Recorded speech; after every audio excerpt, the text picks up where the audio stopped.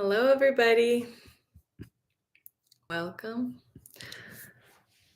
Welcome back, everybody, now for the 10th episode in a series of The Power Within. And today's topic is changing behaviors. So, our series is understanding that, God has given us the fullness of His Spirit, it's in us, and it's more about us cleaning up our soul realm, cleaning up things internally so that the fullness of God can shine through us. So, changing behaviors, sometimes we tell people, why do you do that? Just do it different. Do that, do this. And oftentimes, it seems easy. So then why do we get so held up and stuck? Why is it that it's hard to break a habit, form a new habit? It's like just do it different. Just do it, right? I saw a parody, a comedy show one time about someone going into therapy, and everything that the person was like expressing to the therapist, their like two responses was stop doing that and just stop it and do something else. And it seems simple. So why do people get held up? So as we've talked about in previous videos, we've talked about how things that happen in life, they get stored in our memory, that gets paired with certain emotions, and then boom, we act out of that. It's like the subconscious is the part that's ruling us, and our prefrontal cortex, this frontal lobe, can be guiding us and just encouraging us and helping us make better decisions. But sometimes it's just physically hard to do something different. On a brain level, the brain does not like to change, especially the more we have a route that's solidified in the brain in terms of neural pathways. And so doing anything different feels so unnatural, so weird, so foreign. Like we don't even have to think half the time. We go into like subconscious auto default, like pilot mode, where to do something different, all of a sudden you have to like put a lot of like thought and be all mindful and intentional about, let's say, a new route that you're taking to drive, or even tying a shoe differently. Like we don't like to like relearn things or learn things because it's hard. It's hard to grow a muscle. Think of the brain being muscle, neural pathways. Again, breaking an old system is, I'd say, actually a lot harder than creating a new neural pathway, a new brain system. So, for instance, in psychology, there's something called CBT, cognitive behavioral therapy. If you're a therapist or come from that background, every person under the psychology rock should know what CBT is.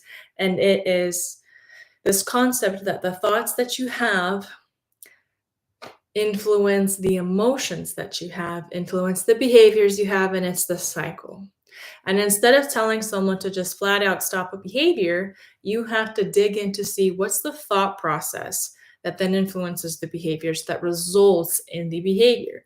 So by the time you see a behavior, it is just simply a reaction, a response, a symptom to whatever deeper thing that's going on. So for instance, let's use some examples, of course. Let's pretend, oh, here's a common one. Oftentimes when I'm working with clients, people say, I want to be more social. I want to have friends. I want to do things in more public settings. I want to put myself out there. It's just so hard for me. I feel nervous. I feel scared. That's the thing. Like someone can say, well, just go out, go to a party, go to an event, go to a church event, sign up for something, go talk to someone, just say hi. But it's like what happens inside people's minds, their thought process makes them freak out. So here's this concept of like social anxiety. Well, people are going to think I'm weird. People are going to think I'm dumb. People are going to think I'm just so different. I'm strange.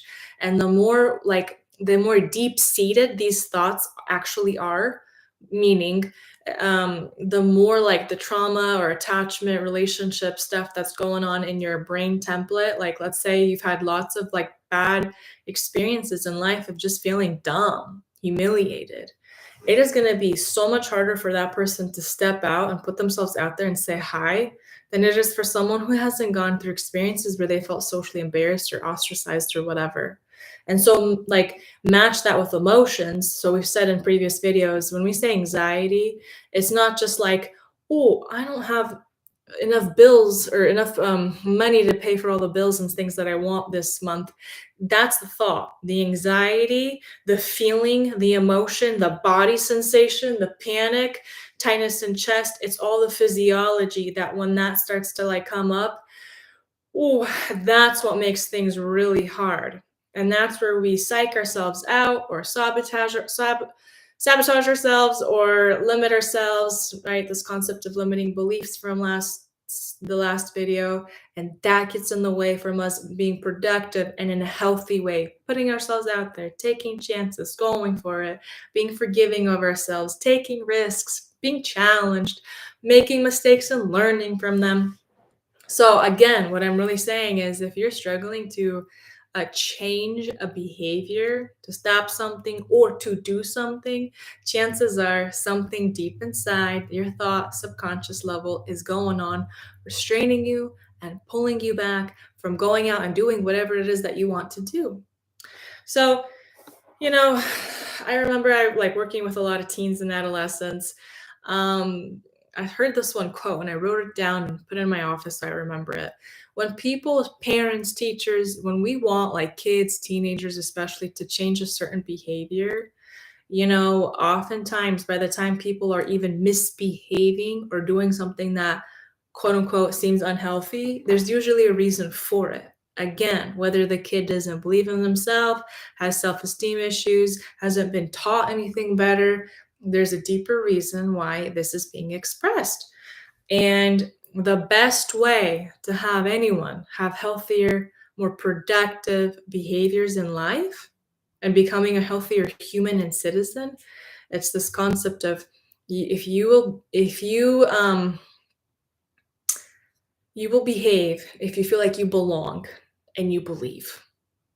If you actually deep inside, consciously, subconsciously believe like you matter, you're significant, you're important, there's a reason for your creation, you are loved, you have a community of people, loved ones, family, maybe you're in a school system, an employee, your own women's group.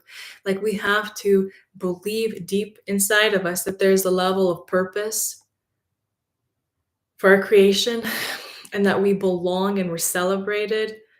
What normal person isn't gonna like behave and have good behaviors? And so again, I remember working with kids at school. Like, I don't care how bad they were or what they did. If you really got to hear the core of this kid's heart, especially boys who like don't even like to talk about that stuff, you get to access their heart, their opinion, the weight that they carry, their actual fears and insecurities. All of a sudden, it kind of makes sense why they behave the way that they did. And if they finally really recognized and believe like they're not stupid, they're not a waste of space and breath, they're not idiots, they're not pathetic like some of the voices that they've heard and oftentimes often from parents. When you start to break off that code, you don't act like that anymore. That's so powerful in my opinion. And so it's like anytime I see a behavior in myself, maybe I don't like, I gotta ask myself, is that a coping strategy? Why am I doing that? Am I sabotaging myself? Why am I doing that? Like if I want a certain goal, let's say I want to be successful business wise, if I ain't doing anything, listen, either Yelena needs to change her goals or Yelena needs to figure out what's going on that I'm not like showing up in my own life, right? A sign of failure and sabotage already. Now, I do want to make a little like digress a little bit and say this.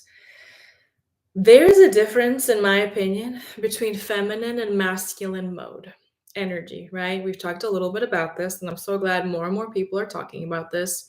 We believe God is, the essence of man and woman, and then he split humans when he created them so that we can work together alongside as teams, but we all possess masculine and feminine energy traits.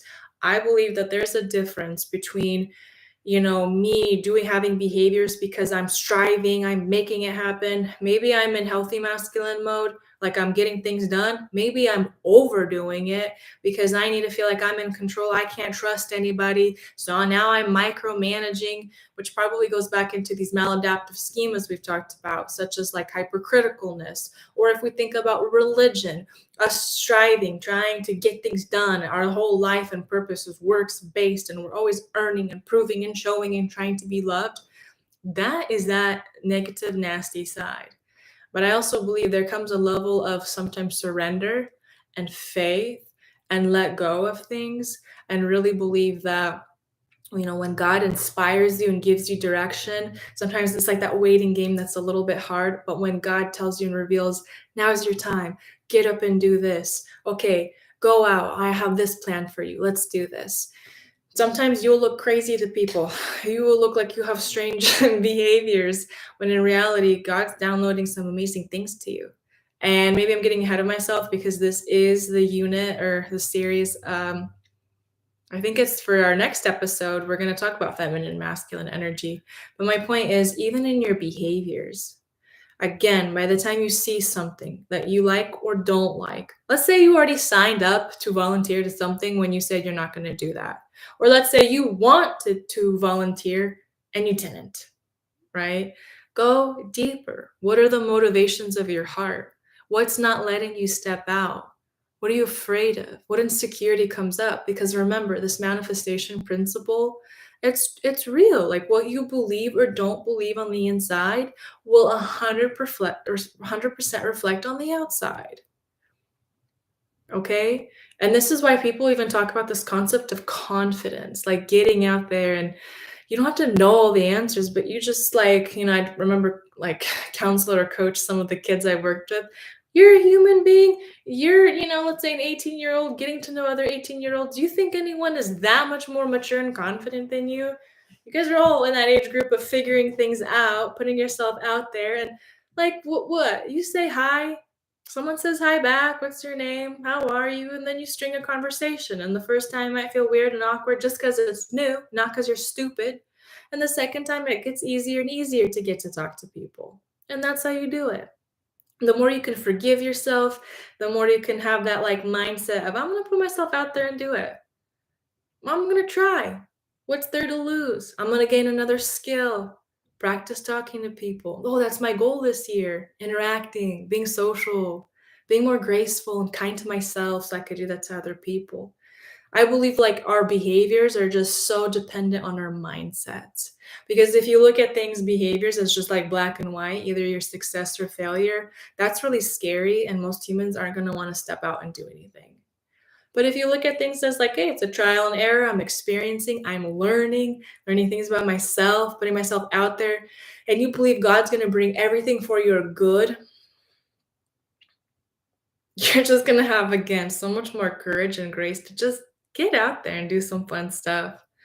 So I don't think today's episode is long because we've talked so much about all these other things. And again, it comes back to you want to change your behavior.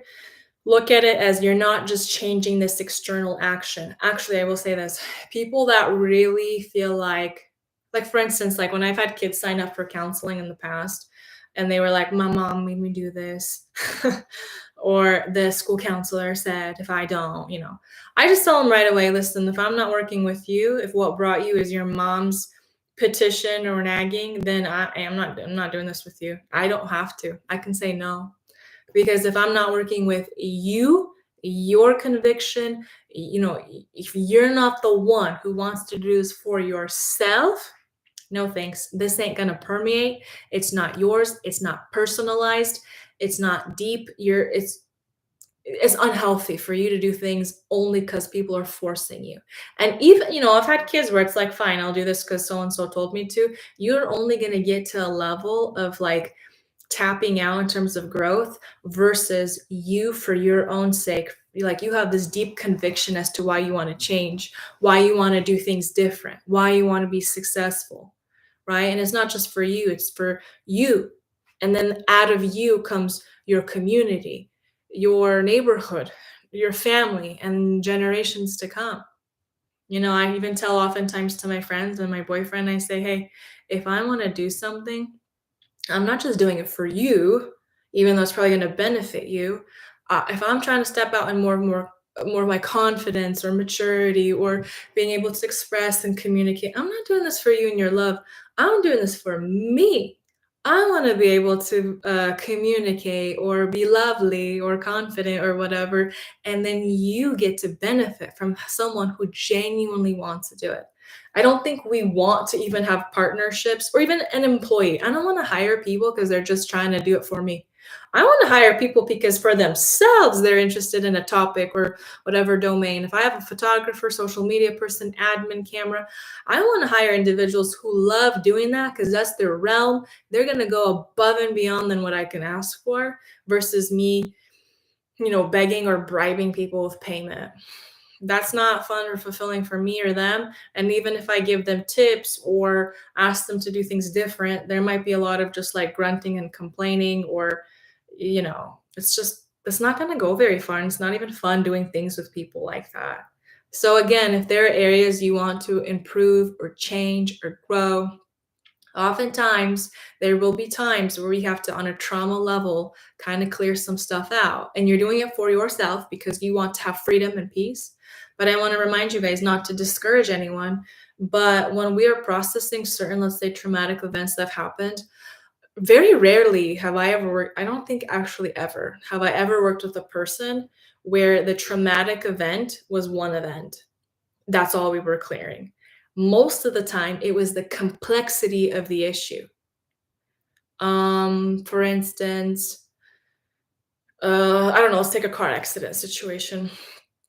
I could be working with someone who clearing out a trauma where they're afraid of car stuff, and oftentimes it's like, yeah, the car accident was scary, but it was like watching mom's reaction, and she was like petrified, and how she's scared till this day, or how maybe some mom yelled at me and told me I'm so ridiculous and irresponsible, and then I couldn't go anywhere, and then they said I deserve that. It's this all this complexity. It's this complex stuff we have to get through.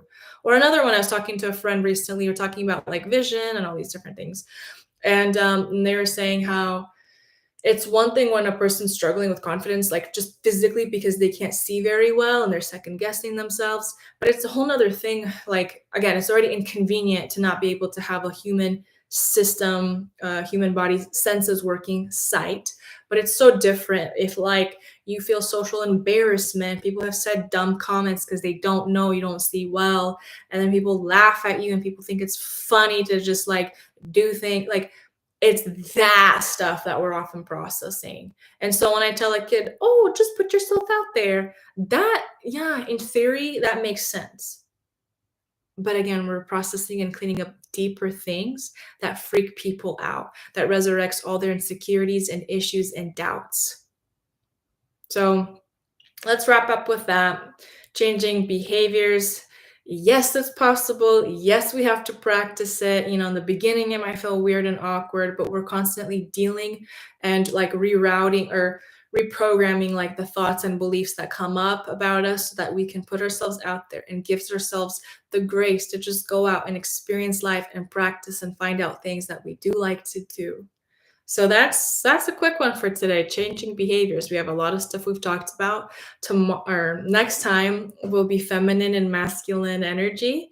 That will be a fun topic for me. But again, I love all your guys' comments. So like, subscribe, share, and I will talk to you guys later.